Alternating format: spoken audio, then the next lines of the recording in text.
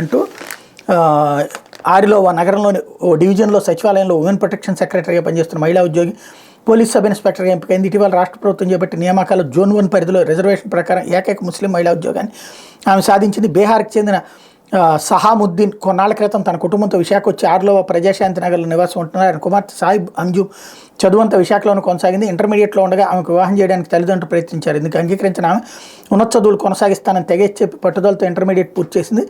అనంతరం ఆంధ్ర యూనివర్సిటీలో బీటెక్ చదివింది. తర్వాత నగరంలో ఓ కోచింగ్ సెంటర్లో ట్యూటర్గా పనిచేస్తూ ఏయూలో ఎంటెక్ కూడా పూర్తి చేసింది.